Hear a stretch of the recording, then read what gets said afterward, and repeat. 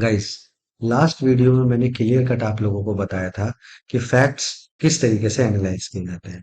तो media language में मैंने सबसे पहले आपको ब्लू चैनल एनालिस्ट बताया। मार्केट वेदर मैं आपको मार्केट लैंग्वेज में कवर करूंगा। ठीक है, तो ये वहां पे कवर करेंगे। दूसरा, ब्रेकिंग न्यूज वाला कंसेप्ट मैंने क्लियर कट बताया। इवेंट टॉक्स वाला आज हम बात करेंगे। वार एंड पैंडेमिक सिचुएशंस ये हो चुका है। न्यूज र्यूमर्स का आज मैं आपको बताऊंगा। आईपीओ वाला हो चुका है, बजट वाला आज बताएंगे। लोगों के अंदर इंटरेस्ट क्यों है और वो क्या सोच कर आते हैं, ये सब बताएंगे। आखिर इंट्राडे ट्रेडिंग होती क्या है और रिजल्ट एनालाइजिंग होती क्या है। रिजल्ट एनालाइजिंग की डीप एनालाइजिंग आपको इसी वीडियो की सीरीज में मिड में मिलेगा, ताकि आपको ये चीज हमेशा याद रहे। स्टार्टिंग में ये यहाँ से ये टॉपिक डाइवर्ट करके हम आगे लेकर जा रहे हैं, क्योंकि आपको ये समझना है कि रिजल्ट एनालाइजिंग का इफेक्ट किस किस तरीके से आता है। तो लास्ट वीडियो में मैंने आपको क्लियर कट बताया था कि मार्केट में बहुत सारी ऐसी चीज हैं जो मार्केट में आपको सीखने को मिलती हैं और समझने को दिखती हैं। सबसे पहले मैंने आप लोगों को बताया था कि मार्केट में ये बड़ा ध्यान से सुनना है, ये इस लाइन को बड़ा ध्यान से सुनना है और बिल्कुल बारीकी से। मार्केट में कुछ इवेंट्स होते हैं जिन इवेंट्स का आप लोग बेसब्री से इंतजार करते हैं। वो इवेंट्स हमेशा हमेशा आपको लॉस करके जाता है। Reason reason is very true कि आपने सिंपल सी एक चीज समझनी है कि लोगों का एक्साइटमेंट उनको मारता है, लोगों का ग्रीडनेस उनको मारता है। तो आपने क्या समझना है इन सब चीजों से? सबसे पहले इवेंट को समझना है। इवेंट है क्या? सपोज करो हम इवेंट लेते हैं बजट का। देखो, सब में ये चीज कैसे काम करेगी आज आपको डीपली एनालाइजिंग से समझ में आ जाएगा। सपोज करते हैं इलेक्शन, सपोज करते हैं आरबीआई पॉलिसीज का। यहाँ पे तीनों में एक चीज सिमिलैरिटी आपको देखनी है कि पब्लिक का रुझान क्या है। नॉर्मल नॉर्मल लोग मतलब पर्सन्स का एक्सेप्टेशन क्या है। देखो, आप एक चीज को समझ लें, ये चीज बड़े काम की है। अगर आप ये चीज सीख गए तो मेरे इस एमएफटी प्रोग्राम का ये चीज सीख गए, सीरियसली अगर ये चीज सीख गए तो मेरे इस एमएफटी प्रोग्राम का 30% काम खत्म हो जाएगा। क्योंकि यही चीज बार बार आएगी और मैं बार बार इसी को रिपीट करूंगा। इसीलिए इस चीज को मैंने सबसे पहले रखा है, ताकि आप इस चीज को भली भांति बारीकी से समझ। आपको एक चीज समझनी है, बजट में लोगों का एक्सेप्टेशन क्या है। एवरी टाइम लोगों का क्या होता है, बजट को लेके एक पॉजिटिव एक्सेप्टेशन रहना है। राइट, पॉजिटिव एक्सेप्टेशन रहना है, समझो मेरी बात। दूसरा पॉइंट, आपने अगर तो वो बजट जैसा प्रीवियस, मान लो प्रीवियस टू प्रीवियस अच्छा था, लेकिन प्रीवियस वाला उससे अच्छा आया। राइट, लेकिन करंट वाला प्रीवियस से अच्छा नहीं, बट ओवरऑल नॉर्मल पब्लिक के लिए वो पॉजिटिव। समझो बात को, इसी स्टेटमेंट को वापस से एक बार रिमाइंड करके सुनना। मैंने क्या बोला? दो, one, two and three. One वाला आया था हमारा 2015 में, टू वाला 2016 में, थ्री वाला 2017 में।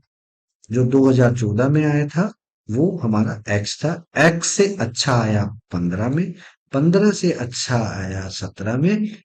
अच्छा हर बार आ रहा है, लेकिन उतना अच्छा नहीं आया जितना अच्छा प्रीवियस 2 साल से मार्केट में पब्लिक के लिए किया जाए। तो उसका एक्सेप्टेशन क्या था?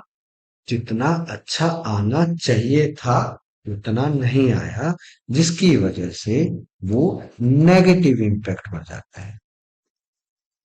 अब इसको समझते हैं एक परफेक्ट एग्जाम्पल से, ताकि आपको ये चीज हमेशा याद हो जाए। सुनो, क्रिकेट में सबका ध्यान विराट कोहली की तरफ है आज की डेट, और धोनी की तरफ। अब धोनी चले गए तो आप विराट कोहली की। विराट कोहली पिछले 10 मैचों में जितने भी मैचेस खेले, उसमें हर बार उसने कम से कम 80-90 रन्स बनाए। 70 to 80 की एवरेज है, समझो। अब 11वां मैच हुआ तो लोगों का एक्सेप्टेशन क्या है?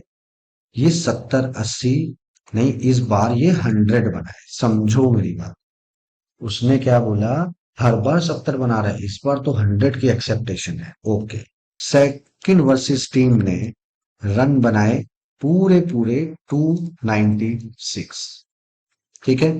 अब ओपनिंग पर आ जाते हैं विराट कोहली, जो कि अच्छा परफॉर्मेंस कर रहे हैं, लेकिन लेकिन लेकिन वो आउट हो जाते हैं 90 पर। तो लोगों का एक्सेप्टेशन क्या था इस बार 100, लेकिन वो क्या हुआ, 90 पर चला गया, 90 पर आउट हो गया। बट इसका ये मतलब तो नहीं विराट की परफॉर्मेंस खराब थी।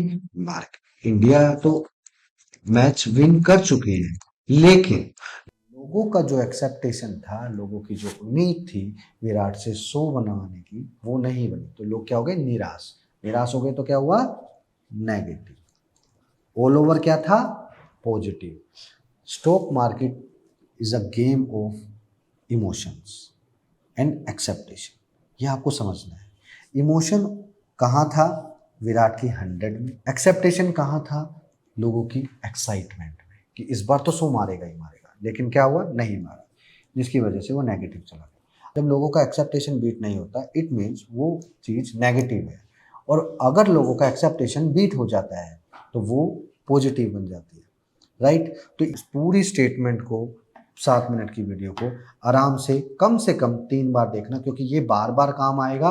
क्योंकि मैं बार बार आपको बताऊंगा रिजल्ट सेशन में और इनमें, बजट में और इलेक्शन में किस तरीके का सिनेरियो किया जाता है। सेम सिनेरियो इलेक्शन में था, आप जाकर चेक कर लेना।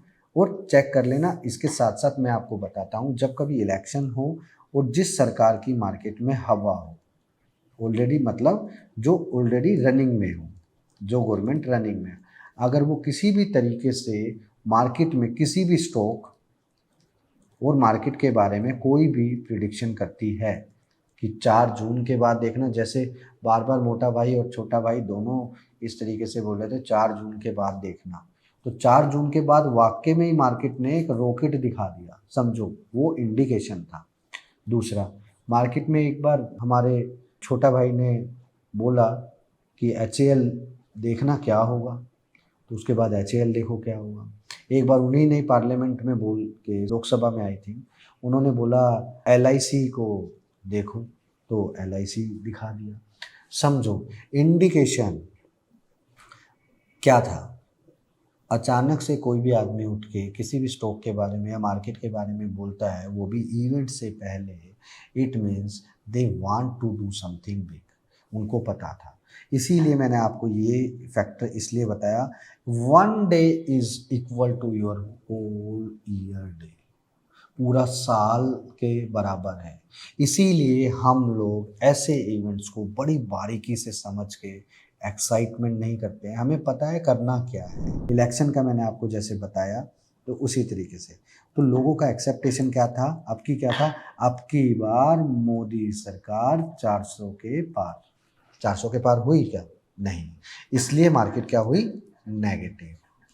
समझो उसके बाद मार्केट गिरा। बट सरकार किसकी बननी थी मेजोरिटी में, मोदी जी की, इसलिए मार्केट उसके बाद क्या हुआ, अब ये इनको पहले से ही पता था, चाहे हम फेवर मेजोरिटी में आए चाहे ना आए, सरकार हमारी ही बननी है। इसीलिए वो बार बार स्टेटमेंट्स आ रही थी कि 4 जून के बाद देखना, 4 जून के बाद देखना। 4 जून के बाद सच में दिखा दिया उन्होंने what they can do for the market. तो ये चीज़ आपको क्लियर कट समझ में आ गई होगी इस सारे एग्जाम्पल्स के थ्रू।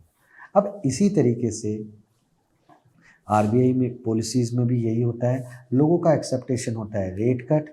अगर रेट कट उतना नहीं होता, अच्छा रेट कट कितना होना चाहिए, 50 पिप्स का रेट कट होना चाहिए। अगर 50 पिप्स की जगह 0.25 का रेट कट हो गया है तो वो उसको नेगेटिव में मानते हैं, इसीलिए। लेकिन वो मार्केट के लिए तो पॉजिटिव है ना, लेकिन वो क्या होता है, मार्केट में लोगों की एक्सेप्टेशन के अकॉर्डिंगली वो काम नहीं करता, इसलिए वो नेगेटिव बन जाता है।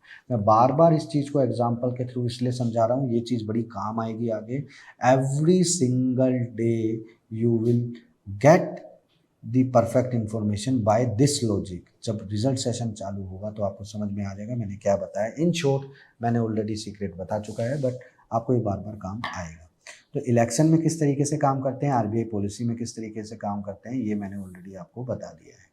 बजट के सिनेरियोज में आपको किस तरीके से काम करना है, इसका मैं फुल एक वीडियो वर्जन डिफाइन करूँगा, जिसमें आपको चीज़ समझ में आ जाएँगी कि बजट के सेशन में किस तरीके से काम किया जाता है। एक पर्टिकुलर बजट के ऊपर ही पूरा का पूरा सेशन एनालाइज़ करके मैं आपको क्लियर कट एक 15 मिनट का पूरा प्रोग्राम दूँगा कि बजट वाले दिन स्टार्टिंग में मॉर्निंग से आपको किन-किन चीज़ों का ध्यान रखना है और बजट से पहले प्रिपरेशन कैसे करनी है और बजट के बाद किस तरीके से प्रिपरेशन करनी है।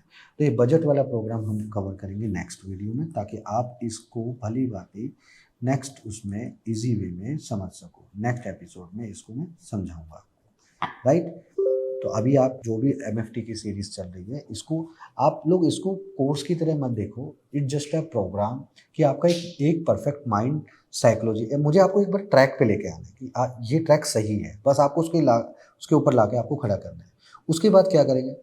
भेड़-चाल चलनी है क्योंकि वो ट्रैक सही है, समझो। मुझे जब तक ये नहीं पता होगा कि ये ट्रैक सही है, तब तक मैं उस ट्रैक पर नहीं जाऊँगा।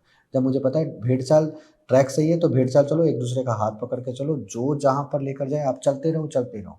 तो MFT program is your hand holding support, जिसमें मैं आपको बोल रहा हूँ just follow the blindly, follow blindly follow करो हम लोगों को। आपको अपने आप 30 दिन के बाद अपना माइंड की स्ट्रेंथ पता चल जाएगी। आप खुद देखोगे कि आपका माइंडसेट कितना स्ट्रॉन्ग होता जा रहा है।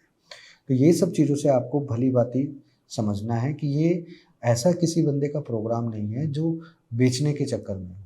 आपको ये सबके बाद एक टूल्स की ज़रूरत पड़ेगी, उस टूल का भी मैं आपको इस्तेमाल करना सिखाऊँगा। मार्केट ना सुप्रीम है, उससे लड़ना नहीं है, उसके के बहाव में बहना है, सर्वाइव करना है आपने, उसको बच के रहना है बस।